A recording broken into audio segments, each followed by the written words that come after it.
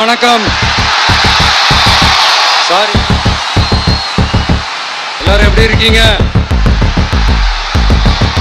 Sorry, கொஞ்சம் late ஆயிடுச்சு.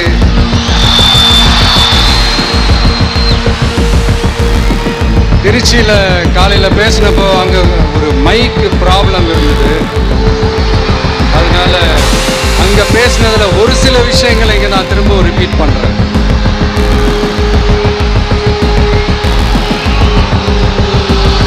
அந்த காலத்தில் போருக்கு போகிறதுக்கு முன்னாடி போரில் ஜெயிக்கிறதுக்காக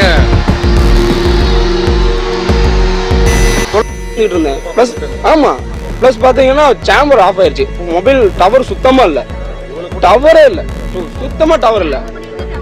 5 மணிலேருந்து டவர் இல்லை. எந்த ஒரு ஃபோனும் சார் அப்போ என்னன்னா கரண்ட் இல்லை. கரண்ட் இருந்துச்சு, என்ன பண்ணாங்கன்னா இந்த இது எல்லாமே பிடுங்கிட்டாங்க. கூட்டத்தில் இந்த இதெல்லாமே பிடுங்கிருச்சு. ஆளாளுக்கு மேலே ஏறுறாங்க, இதெல்லாம் பிடுங்கிட்டாங்க. சொன்னீங்கன்னா அந்த இடத்துக்கு போனா இங்க இவ்வளவு பேர் செத்துக்கிட்டு இருக்காங்க. நான் என் கண்ணு முன்னாடி நிறைய பேர் இறந்துட்டாங்க. கீழே விழுந்து போட்டு எல்லாரும் மிதிச்சாங்க தெரியுங்களா. பின்னாடி இருந்து எல்லாருமே வந்தாங்கண்ணா. எதுக்கு அப்படி வந்தாங்கன்னே தெரியல. ஏன்னா கூட்டம் விலகி இருந்தா இப்படிதான் விலகி இருக்கணும் கண்டிப்பா. அவங்க எதுக்கு அங்க இருந்து இங்க வந்தாங்கன்னு தெரியல. வேணும்னே அங்க இருந்தவங்க சொன்னாங்க நான் ஜேஎம்சில 2 ஆம்புலன்ஸ் வந்துச்சு. ஃபர்ஸ்ட் ஆம்புலன்ஸ், 2வது ஆம்புலன்ஸ்ல 4 மணி என் கூட ஒரு 6 பேர் வந்தாங்க. ஒரு பாப்பாக்கனா மூச்சு திணற இங்க விழுந்து பிள்ளை தூக்கிட்டு வந்தாங்களாட்டுக்கு. வெட்டி இழுக்க ஆரம்பிச்சிச்சு. அவர் ரொம்ப சீரியஸ் கண்டிஷன். ஒரு பையன், அந்த பையன் யாருன்னு கூட தெரியலைங்கண்ணா. குழந்தை, அவன் 2 வயசோ 3 வயசோ தெரியல. அவன் மூச்சே இல்லை அவனுக்கு. எங்க கேஎம்சில இருந்து இதுக்கு அனுப்பிச்சு விட்டாங்க. அந்த பையன் போட்டோ கூட நான் எடுத்து வச்சிருந்து அங்க வந்து மீடியாட்டி எல்லாம் காமிச்சு. அந்த பையன் யாருன்னே தெரியல. என்ன பண்ணுவேன்? நான் 3 பேர் அனாதையா நிக்காது. அவன் பொண்டாட்டி கூட பார்க்காம போயிட்டாரு. ஐயோ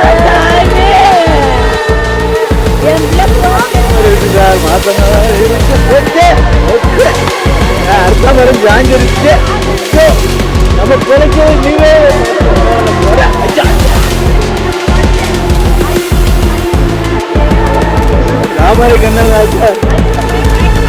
வேலை போயிட்டு வரணும் வந்துருக்கேன்.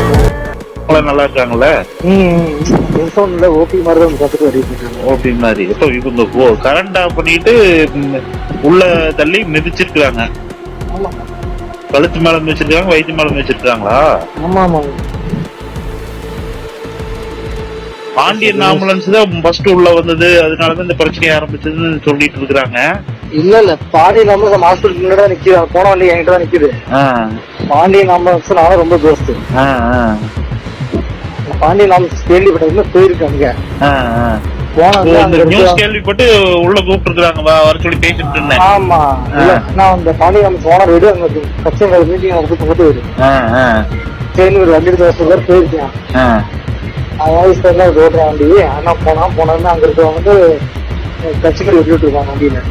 வண்டியில கட்சி கொடி விட்டு இருக்காங்க. ஆமா, வண்டியில கட்சி கொடி விட்டுட்டு வண்டி எடுத்து அப்படி ஓட்டிட்டு போனீங்க அப்படின்னு விட்டுட்டு எடுத்துட்டு போயிட்டேன். அவசரம் பண்றது போயிட்டான். அங்க போனா வண்டியில போனா 4 குழந்தைங்க 7 பெரியவங்களை வந்து ஜீவிட்டு இருக்கு. 4 குழந்தைங்க 7 பெரியவங்க எல்லாம் கரண்ட் ஆஃப் பண்ணி மிதிச்சு கொண்டிருக்கிறாங்க அங்கேயே. ஆமாண்ணே, என்ன டைம் சொல்றாங்க பள்ளி தமிழ் தூக்க பார்ப்பாங்களா? தூக்கில வயிற்றுல மிதிக்கிறாங்க, போட்டு கைகால மிதிக்கிறாங்க. இப்ப ஒருத்தர் மிதிச்சாலும் தெரிஞ்சு ஒருத்தர் ஓடுறவங்கன்னு சொல்லலாம். ரவுண்ட் வெட்டி மிதிக்கிறாங்க வேணுன்ட்டே. ஒருத்தருக்கு அந்த கூட்டத்துக்குள்ள ஓடி மிதிக்கிறது வேற, வேணுன்ட்டே கொலை பண்ற நோக்கத்துல மிதிக்கிறது வேற இல்ல. பார்க்கும் போதே தெரியும்ல. பாவம் பாடி. யாரோட இடம்? செந்தில் பாலாஜி தான். செந்தில் பாலாஜி அவனோட அதிகாரத்தை காமிக்கிறதுக்கு இப்படி எல்லாமா பண்றது? எதுக்கு என்ன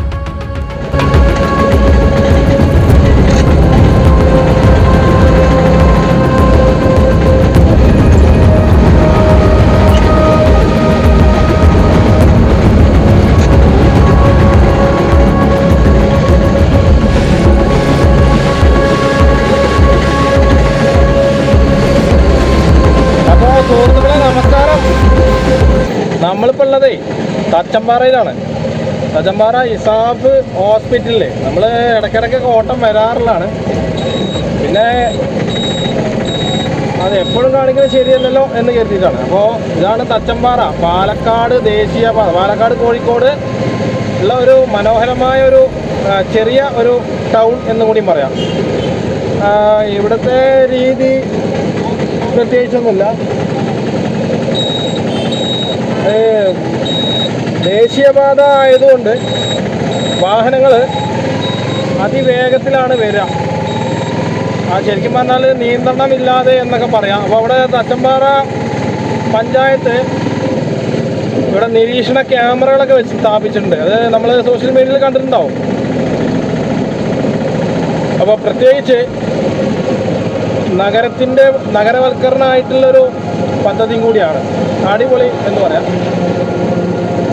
അപ്പോൾ പറയാനുള്ളത്, നിങ്ങൾ റോഡിലൊക്കെ വാഹനം ഓടിക്കുമ്പോൾ പ്രത്യേകിച്ച് ഈ വലിയ വാഹനങ്ങൾ അതിൻ്റെ ബാക്കിലൂടെ പോയിട്ട് സൈഡിലൂടെ പോയിട്ട് നിങ്ങൾ അപകടം സ്വയം വിളിച്ചു വരുത്തരുത്. പ്രത്യേകിച്ച് ആക്സിഡൻറ്റ് കൂടിക്കൊണ്ടേയിരിക്കുകയാണ് ഓരോ ദിവസങ്ങളിലും. അത് ഒന്നാമത് എന്താ വെച്ച് കഴിഞ്ഞാൽ ശ്രദ്ധക്കുറവുകൊണ്ട് മാത്രമാണ്. നമ്മൾ റോഡിൻ്റെ വശങ്ങളിലേക്ക് തിരിയുമ്പോൾ ഇൻഡിക്കേറ്റർ ഇടാതെ പോകുന്ന ആൾക്കാരുണ്ട്. അപ്പം അങ്ങനെയൊക്കെ ആകുമ്പോൾ വലിയൊരു പ്രശ്നം തന്നെയാണ്. അപ്പോൾ പരമാവധി നിങ്ങൾ റോഡ് സേഫ്റ്റി എന്താണെന്നെല്ലാം കൂടി അറിഞ്ഞിരിക്കണം. അല്ലെങ്കിൽ നിങ്ങൾ അത് പഠിക്കണം. എന്നാൽ മാത്രമാണ് നിങ്ങൾക്ക് പിന്നെ അറിയാനും മനസ്സിലാക്കാനും സാധിക്കുള്ളൂ. പിന്നെ പ്രത്യേകിച്ച് റോഡ് പിന്നെ സീബ്ര ലൈനിൽ മുറിച്ച് കിടക്കണ ആളുകളോട് നിങ്ങൾ വാഹനത്തിൻ്റെ വേഗതയും കൂടി ഒന്ന് മനസ്സിലാക്കണം. അല്ലാതെ നിങ്ങൾ റോഡ് നിങ്ങൾക്ക് മുറിച്ച് കടക്കാൻ ക്രോസ് ചെയ്യാനുള്ള അവകാശം സീബ്ര ലൈനിൽ മാത്രമാണ് ഉള്ളതുള്ളൂ. അല്ലാതെ നിങ്ങൾ തലങ്ങും വിലങ്ങും കണ്ട അവിടെ ഇവിടെ നിന്ന് ചാടി ഇറങ്ങി കയറാൻ നിൽക്കരുത്. അത് വലിയ പ്രശ്നത്തിലേക്ക് നയിക്കും തീർച്ചയായിട്ടും. അപ്പോൾ സുഹൃത്തുക്കളെ, എല്ലാവർക്കും സ്വാഗതം. അപ്പോൾ കഴിഞ്ഞ 2 ദിവസമായിട്ട് നടൻ വിജയെക്കുറിച്ച് മാത്രമാണ് സംസാരം. വിജയുടെ റാലിക്ക് പങ്കെടുത്ത് കുറച്ച് പേര് മരിച്ചു. 40ഓളം, 40 പോരാ എന്നാണ് പറഞ്ഞത്. പക്ഷേ 51 പേർക്ക് ഗുരുതരമായിട്ട് പരിക്കുണ്ട്. അതിൽ 40 പേരാണ് മരിച്ചിട്ടുള്ളത്. ശരിക്കും പറയുകയാണെങ്കിൽ അത് വിജയുടെ ഒരു കുറ്റമല്ല, ഒരു പക്വത കുറവാണ്. കാരണം മൂപ്പര് ഈ സിനിമയിൽ ക്യാമറയുടെ മുന്നിൽ മാത്രമാണ് മൂപ്പര് അഭിനയിച്ചിട്ടുള്ളത്. അപ്പോൾ ജനങ്ങളുടെ ഇടയിലേക്ക് ഇറങ്ങിയിട്ടില്ല കാര്യമായിട്ട്. അപ്പോൾ അതിൻ്റെ ഒരു പക്വത കുറവ് മാത്രമാണുള്ളത്. അപ്പോൾ അവിടെ 10,000 പേർക്ക് ഉള്ള സൗകര്യങ്ങൾ മാത്രമാണ് ഉണ്ടായിരുന്നത്. കാരണം നാമക്കൽ എന്ന് പറഞ്ഞ സ്ഥലത്തുനിന്ന് കരൂർ എന്ന് പറഞ്ഞ സ്ഥലത്തേക്ക് വന്നിട്ട് അവിടെ പരിപാടി എടുക്കുമ്പോൾ അതിൻ്റേതായ ചട്ടങ്ങളും സുരക്ഷാ ക്രമീകരണങ്ങളൊക്കെ അവിടുത്തെ സംഘാടകർ ഒരുക്കേണ്ടതായിരുന്നു. ശരിക്കും പറഞ്ഞാൽ അത് ഏറ്റവും വലിയൊരു വീഴ്ച തന്നെയാണ്. എന്നിരുന്നാലും ഇത് വിജയുടെ ഒന്നെങ്കിൽ ഇത് ആദ്യത്തേതാവും, അല്ലെങ്കിൽ ഇത് അവസാനത്തേതാവും, അങ്ങനെയും പറയാം. അവിടെ അട്ടിമറിയുടെ ഒരു ശ്രമം നടന്നിട്ടുണ്ടെന്നാണ് പറഞ്ഞത്. കാരണം വിജയ് പ്രസംഗിച്ചു കൊണ്ടിരിക്കുമ്പോൾ അതിൻ്റെ ഇടയിലേക്ക് കുറച്ച് ആംബുലൻസുകൾ വരുന്നുണ്ട്. അതിൻ്റെ ആവശ്യം ഉണ്ടോ എന്നല്ല, അത് മനഃപൂർവ്വം കൊണ്ടുവന്നാണെന്ന് പറയുന്നവരുണ്ട്. എന്നിരുന്നാലും അവിടെ അത്രയും പ്രശ്നങ്ങൾ നടക്കും, അല്ലെങ്കിൽ എന്തെങ്കിലും രീതിയിൽ പ്രശ്നങ്ങൾ ഉണ്ടാവും, അതിന് വേണ്ടിയിട്ടായിരിക്കാം വന്നിട്ടുണ്ടാവുക എന്ന് പറയുന്നുണ്ട്. അപ്പോൾ എല്ലാവരും പറയുന്നുണ്ട് ശരിക്കും പറഞ്ഞാൽ നമ്മ കൊടി വെച്ച ആംബുലൻസ് അല്ലേ വരുന്നതെന്ന് പറയുന്നുണ്ട്. ശരിക്കും പറഞ്ഞാൽ അത് അവിടെ ഉള്ള ആളുകൾ അവരുടെ ഒരു കൊടിയുണ്ട്. അപ്പോൾ ഈ കൊടി പിന്നെ ആവേശം കൊണ്ട് അങ്ങോട്ടും ഇങ്ങോട്ടൊക്കെ വലിച്ചെറിയുമ്പോൾ അത് അങ്ങനെ പോയി വീണിരിക്കാവാനാണ് ചാൻസ്. അല്ലാതെ ഇപ്പോൾ ഒരാൾ ആംബുലൻസിൻ്റെ മുകളിൽ കൊടി വെച്ച് വരില്ലല്ലോ. അപ്പോൾ അതും ഒരു തെറ്റായ വാർത്ത തന്നെയാണ് ശരിക്കും പറഞ്ഞാൽ. അപ്പോൾ അങ്ങനെയൊക്കെ ആളുകൾക്ക് ഒന്നാമത് നമ്മുടെ കേരളത്തിലെ വാർത്താ മാധ്യമങ്ങളാണ് കൂടുതലും ആഘോഷിക്കുന്നത് ഇതിനെക്കുറിച്ചിട്ട്. നടൻ വിജയ് ഇത് മാത്രമാണ് ഇപ്പോൾ പറയാനുള്ളൂ. അവർക്ക് കേരളത്തിൻ്റെ കുറച്ച് കാര്യങ്ങൾ മാത്രമേ പറയുന്നുള്ളൂ. അപ്പോൾ കൂടുതലും അവർക്ക് നമുക്ക് മനസ്സിലാക്കാൻ കഴിയുന്ന റീച്ചിൻ്റെ കാര്യത്തിൽ തന്നെയാണ്. ഇപ്പോൾ എപ്പോഴും ഏതൊരാളും അങ്ങനെ തന്നെയല്ലേ ചിന്തിക്കാം. അതിപ്പോൾ വിജയ് ആണെങ്കിൽ പോലും എനിക്ക് എൻ്റെ പാർട്ടിയിലുള്ള ആൾക്കാരെ എൻ്റെ ഭാഗത്തുനിന്ന് കൊണ്ടുവരണം എന്നല്ലേ ചിന്തിക്കുക തീർച്ചയായിട്ടും. അപ്പോൾ വാർത്താക്കാർക്ക് എന്തെങ്കിലും കിട്ടിയാൽ പിന്നെ അത് മതി എന്നാണ് ഇപ്പോൾ എല്ലാവരും പറയുന്നത്. അപ്പോൾ വിജയിനെ സംബന്ധിച്ചിടത്തോളം ഇതൊരു പ്രശ്നമാകാനുള്ള ചാൻസ് ഇല്ല. കാരണം അത് പാർട്ടിയിലുള്ള ആൾക്കാർ തന്നെ ഒതുക്കി തീർക്കാനുള്ള ചാൻസ് ഉണ്ടാവും തീർച്ചയായിട്ടും. എന്താണെന്ന് ചോദിച്ചാൽ ഇതിൽ കുറേ ആളുകൾ അതായത് അവിടുത്തെ സുരക്ഷാ ക്രമീകരണം ഒരുക്കി കൊടുക്കേണ്ട പോലീസുകാർ അവിടെ കുറേ പ്രശ്നങ്ങൾ ഉണ്ടാക്കിയിട്ടുണ്ടെന്നാണ് പറയണത്. പിന്നെ അതിൻ്റെ ഇടയിലേക്ക് ഈ വേറെ ഏതോ ഒരു പാർട്ടിയുണ്ട്. നമുക്ക് ശരിക്കും പറഞ്ഞാൽ ഈ തമിഴകത്തിൻ്റെ പാർട്ടികളെ കുറിച്ച് വലിയ അറിവില്ല, പ്രത്യേകിച്ച് കേരളത്തിനെ കുറിച്ച് തന്നെ വലിയ ഇതില്ല. ഒന്നാമത്തെ കാര്യം, ഈ രാഷ്ട്രീയ പാർട്ടി എന്ന് പറഞ്ഞത്, രാഷ്ട്രീയം എന്ന് പറഞ്ഞത് സിനിമയല്ല ജീവിതം എന്ന് പറഞ്ഞ പോലെ അവിടെ പ്രശ്നങ്ങൾ ഉണ്ടാക്കാൻ വേണ്ടിയിട്ട് എതിർ പാർട്ടിക്കാർ വന്നിട്ട് കുറേ ആൾക്കാരെ തിക്കും തിരക്കിലേക്കും തള്ളിവിട്ടിട്ടുണ്ടെന്ന് പറയുന്നത്. അതേപോലെ പോലീസുകാർ ഒരു ഭാഗത്തു നിന്ന് ഉള്ള ആളുകളെ അവിടെ തന്നെ നിർത്തിയിട്ട് മറ്റു ഭാഗത്തുള്ള ഇങ്ങോട്ട് കൊണ്ടുവന്നിട്ടുണ്ട്. അപ്പോൾ അതിൻ്റെ ഇടയിൽ ഇവർക്ക് അങ്ങോട്ടും ഇങ്ങോട്ടും പോകാൻ കഴിയാത്തതുകൊണ്ട് മാത്രമാണ് അത്രയും വലിയൊരു ദുരന്തം അവിടെ ഉണ്ടായത്. പിന്നെ രാവിലെ 10 മണിക്ക് വെച്ചിരുന്ന പരിപാടിയാണ് അത് വൈകുന്നേരം 7:45 വിജയ് അവിടേക്ക് വന്നപ്പോൾ എന്നാണ് എല്ലാവരും പറഞ്ഞത്. അപ്പം അത്രയും നേരം അവിടെ ഇരുന്നിട്ട് വെള്ളമോ ഭക്ഷണമോ കിട്ടാതെ ഒരുപാട് പേര് അവിടെ ഇരുന്നിട്ട്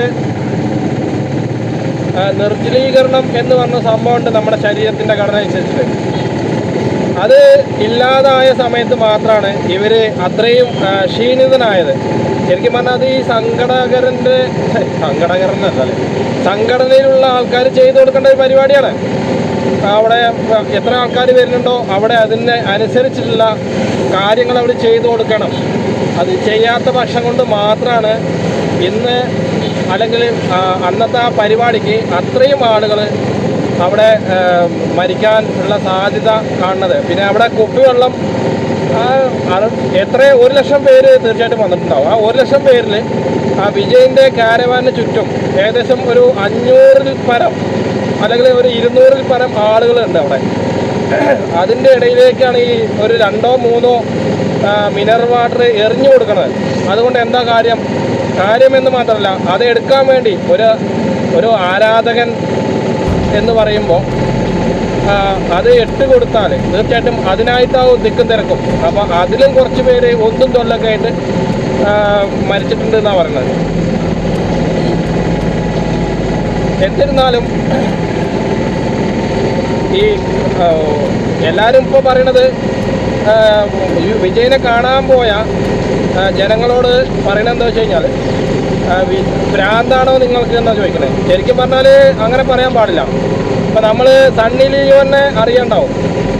ആ സണ്ണി ലിയോണ് കൊച്ചിയിൽ എടപ്പള്ളിയിൽ ഒരു കട ഉദ്ഘാടനത്തിൽ വന്നപ്പോൾ നമ്മുടെ ചെറുപ്പക്കാരുണ്ടായിരുന്നില്ലേ, അവിടെ സ്ത്രീകളുണ്ടായിരുന്നു. പക്ഷേ അന്നൊന്നും ആർക്കും ഒരു അപകടമോ പരിക്കോ ഒന്നും പറ്റിയിട്ടില്ല.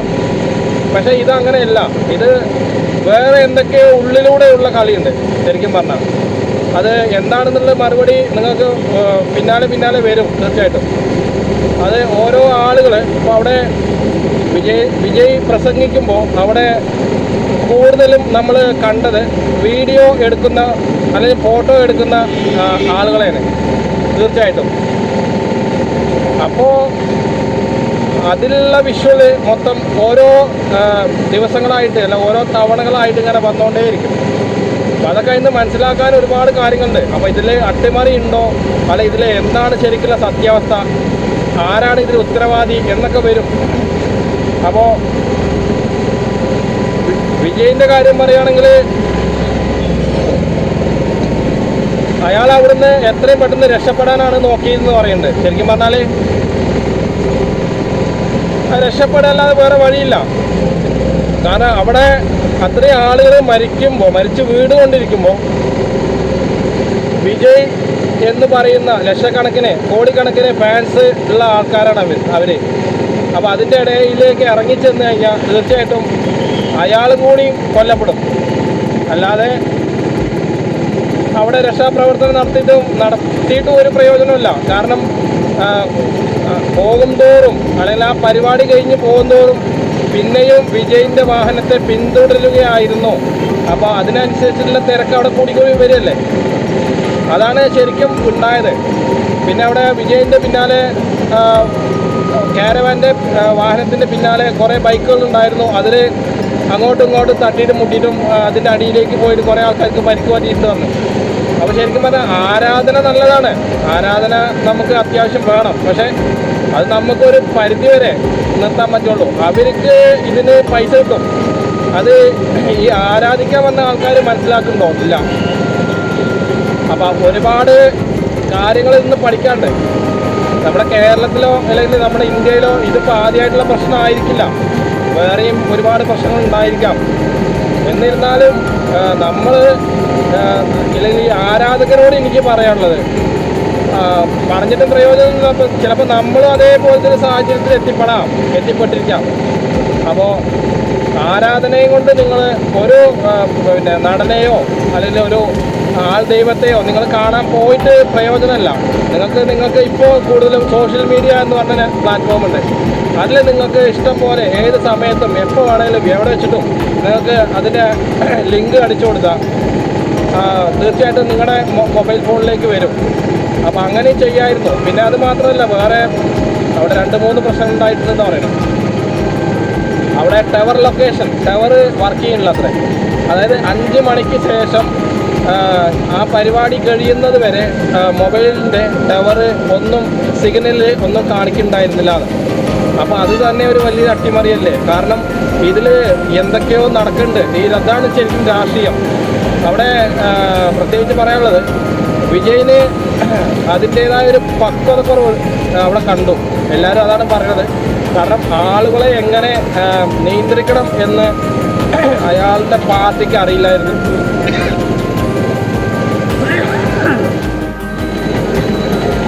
ഈ വാർത്ത വായിക്കുന്ന ആൾക്കാരൊക്കെ സമ്മതിക്കണം കേട്ടോ. കാരണം ഈ കൊര വന്നിട്ടേ ആകെ കണ്ണിന്ന് വെള്ളം നിറഞ്ഞു പറയാം. അപ്പോൾ വിജയിനെ സംബന്ധിച്ചിടത്തോളം ഇനിയിപ്പോൾ ഒരു അറസ്റ്റോ കേസോ കാര്യങ്ങളൊന്നും ഉണ്ടായിരിക്കാൻ ചാൻസ് ഇല്ല. കാരണം അത് പാർട്ടിയുടെ ബലം കൊണ്ട് തീർച്ചയായിട്ടും അത് തീർക്കും.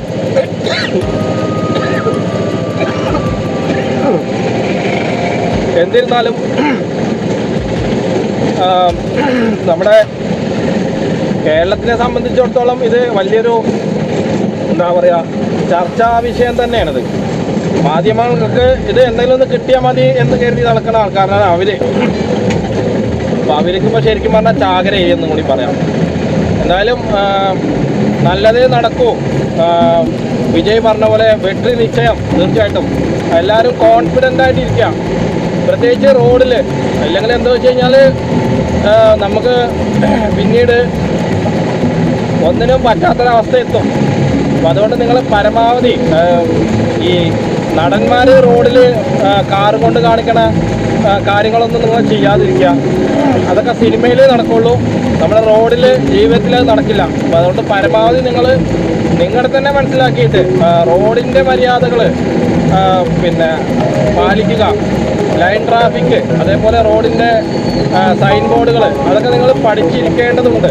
അല്ലാതെ വെറുതെ നിങ്ങൾ വണ്ടി എടുത്തിട്ട് റോഡിലേക്ക് ഇറങ്ങി കഴിഞ്ഞാൽ നിങ്ങൾക്ക് ഒന്നും മനസ്സിലാവില്ല. എവിടെയാണ് ഏത് ഭാഗത്തുകൂടെ പോകണം, വൺ വേ എന്താണ്, ലൈൻ ട്രാഫിക്കിൻ്റെ കാര്യങ്ങളിൽ എന്തൊക്കെ മാറ്റങ്ങൾ വന്നിട്ടുണ്ടാവും, അതൊക്കെ നിങ്ങൾക്ക് മനസ്സിലാക്കണമെങ്കിൽ തീർച്ചയായിട്ടും നിങ്ങൾ അതിൻ്റെ റൂൾസ് പഠിക്കണം. നമ്മളിപ്പോൾ വലിയ പഠിപ്പുള്ള ആളൊന്നുമല്ല. ഓരോ ദിവസവും നമ്മുടെ കേരളത്തിൽ മാത്രം മാറിക്കൊണ്ടിരിക്കുകയാണ്. റോഡുകളില്ല, ഒക്കെ കുഴികൾ മാത്രമേ ഉള്ളൂ. അപ്പോൾ അതൊക്കെ ഒരുപാട് കാര്യങ്ങൾ നമ്മുടെ അധികാരികൾ പറഞ്ഞു കൊടുക്കണം. അവരെന്നെ അതിന് തെമ്മാടിത്തരമായിട്ടാണ് വണ്ടി ഓടിക്കാറ് റോഡിൽ. അപ്പോൾ അവരെന്നെ എങ്ങനെ ചെയ്യുമ്പോൾ പിന്നെ ഈ റോഡിലൂടെ വാഹനം ഓടിക്കുന്ന ജനങ്ങൾ എങ്ങനെയാവും എന്നാണ് ഇപ്പോൾ നമ്മളെ ഒരു ചിന്ത. അപ്പോൾ പറഞ്ഞ പോലെ ഇപ്പോൾ നമ്മൾ പ്രത്യേകിച്ച് ഇനിയിപ്പം മാറ്റങ്ങളൊന്നും വരില്ല. പിന്നെ പറയാനുള്ളത്, ശബരിമലയിൽ നിന്ന് കാണാതായ സ്വർണ്ണപ്പാളി ഏതൊക്കെ നമ്പൂരിയുടെ വീട്ടിലുണ്ട് ഇത്ര. അപ്പോൾ ശരിക്കും പറഞ്ഞാൽ ഇവിടെ മൊത്തം അഴിമതിയാണ്, കള്ളന്മാരാണ് ഇവിടെ. ഒരു പ്രേം നസീറിൻ്റെ ഒരു സിനിമ നമ്മൾ കണ്ടിട്ടുണ്ടാവും, അലിബാബയും 41 കള്ളന്മാരും എന്ന് പറഞ്ഞ പോലെ. അപ്പോൾ ആ സിനിമയിലുള്ള പോലെ ഒരു ആൾക്കാരാണ് ഇവിടെ മൊത്തം കള്ളന്മാർ. നല്ല ആൾക്കാരെയൊക്കെ ജനങ്ങൾ തന്നെ പറഞ്ഞു വിട്ടിട്ട് ഇപ്പോൾ കള്ളന്മാരാണ് ഇപ്പോൾ കേരളത്തിലെ അധികാരം ഭരിക്കണത്. ഒരു കാറയുടെ ഫോണുണ്ടാവും, ഫോണെടുത്ത് ചാറ്റ് ചെയ്തിട്ടാണ് പോകണം. അതെ, ഇങ്ങനത്തെ കുറേ വാണങ്ങളുണ്ട് അറിയില്ലേ. അതിന് മുമ്പിലൊരു പെണ്ണുണ്ട്. അപ്പോൾ ഈ പെണ്ണുങ്ങൾ കാറിലുണ്ടെങ്കിൽ പിന്നെ ആണുങ്ങൾക്ക് പിന്നെ വികാരമല്ലേ വരിക. അല്ല ഈ റോഡിലൊക്കെ ഇമാതിരി പൊന്നാരം ചെയ്യുമ്പോൾ ഇതൊക്കെയാണ് റോഡിലെ ആക്സിഡൻറ്റുകൾ കൂടി വരുന്നതിൻ്റെ കാരണങ്ങൾ. ശരിക്കും പറഞ്ഞാൽ അത് ഇവിടുത്തെ അധികാരികൾക്ക് അറിയില്ല, എന്നാൽ ഇവരും ഇതേപോലെ ചെയ്യുന്നുണ്ടോ അറിയില്ല. എന്തോ നമ്മുടെ കേരളം ഇനി നല്ല രീതിയിൽ പോവില്ല ഉറപ്പായിട്ടും.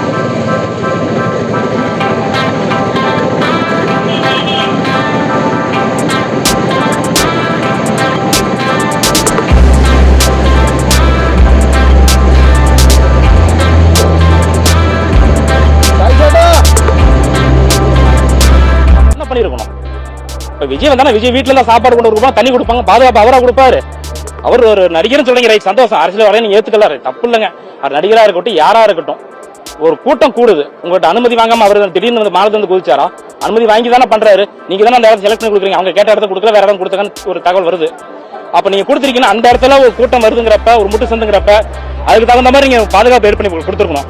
காலையில வர வேண்டிய மதியம் ஆயிடுச்சு, அங்கேயே நாமக்கல்ல தாமதமான கிளம்பியிருக்காரு. அப்ப தெரியுது, உங்களுக்கு நல்லாவே தெரியுது. மதியத்துக்கு மேலதான் வந்து விஜய் அவர்கள் அங்க பரப்புரை முடிச்சு கிளம்புறாருன்னு தெரியுது.